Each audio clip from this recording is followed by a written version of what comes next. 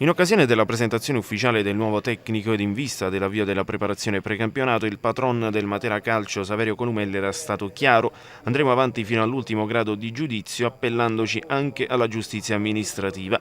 Il riferimento esplicito alla decisione di escludere il Matera dai ripescaggi in Lega Pro per presunti illeciti, nonostante il sesto posto nella graduatoria di merito.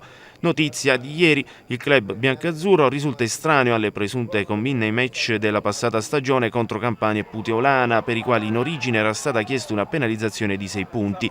Così ha deciso la Commissione federale, che ha irrogato invece diverse sanzioni per i club di tesserati campani.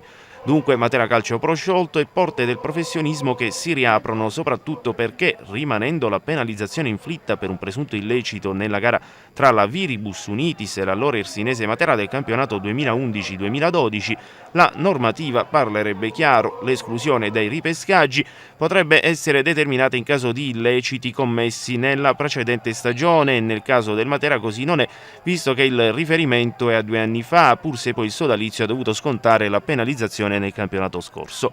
La Lega Pro torna dunque ad essere vicinissima. Nel frattempo prosegue a San Giovanni Rotondo la preparazione e sono state fissate le prime amichevoli. Giovedì match contro una selezione juniores della zona, domenica contro la Torre Magliano, squadra di prima categoria molisana.